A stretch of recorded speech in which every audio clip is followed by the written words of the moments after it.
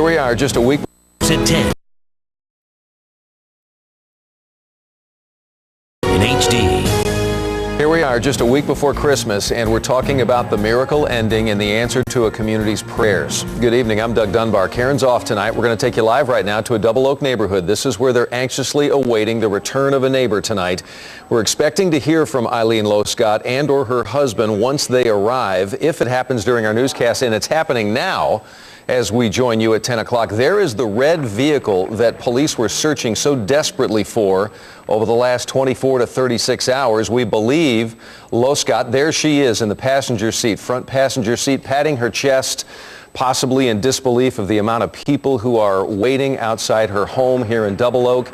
We believe her husband Gary is in that vehicle as well. Don't know if he's driving or perhaps in the back seat, but we are expecting to hear from either one or both of the Loscotts tonight as they pull in and park.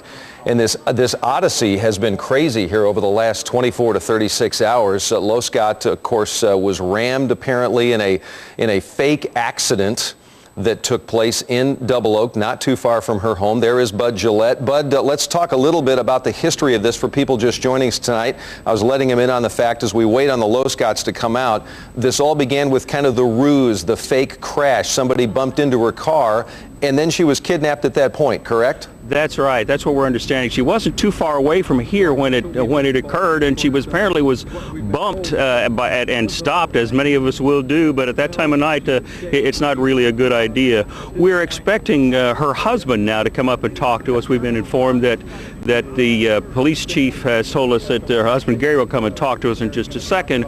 We will tell you, if you look back over here, in addition to all the people who are here, you look at the yellow ribbon there tied around the tree.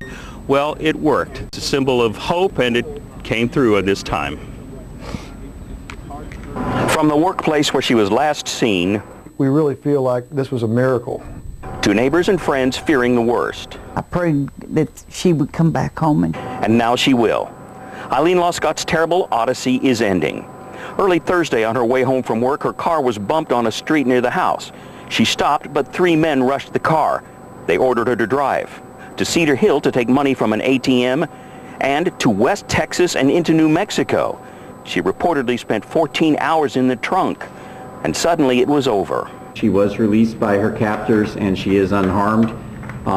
This is very good news, and we're very happy with that outcome. And man, today people were hugging and high-fiving and smiling, and it just couldn't have been a better outcome. Loscott was left with her own car. As she drove away, she entered Texas, where highway patrol officers saw the car and took charge. Today, she was reunited with her husband in Amarillo. Meantime, things were happening in New Mexico. Albuquerque police say the alleged suspects basically told a cousin a strange story. That cousin contacted police. There are 2 men who are in the southwest part of the city wanting to turn themselves in connection to this kidnapping. Now, worried friends and neighbors can rest easy. It's horrible to lose a loved one at Christmas time.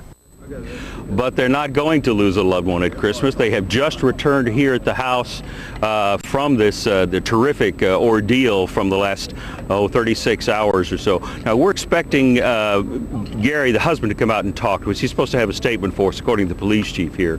Mrs. Loscott herself has decided that she doesn't want to talk to the media, and you saw when the car arrived, she went inside without saying anything. We could tell you something about the people who are in custody. They're all charged with aggravated kidnapping. Besides the gentleman that you referred to, Doug, who's in the Denton Denton County Jail right now, we have 2 young men from DeSoto, a 17-year-old Nathaniel Williams and 19-year-old Edward McElroy, both of DeSoto. Police chief tells me that everybody's charged with aggravated kidnapping. We'll tell you that the bond in Denton right now is $500,000 for Casas's part in this. Again, we're expecting to hear something from the husband of the kidnapping victim here shortly, and Doug, we'll send it back to you, and we'll break in as soon as it happens. Yeah, Bud, let us know. Obviously, we're standing by for them to come out of the house this evening, and we're going to give them the ample time that they require as a family to get back together and settle things inside. Bud, we'll check back in with you as soon as Mr. Loscott comes out this evening.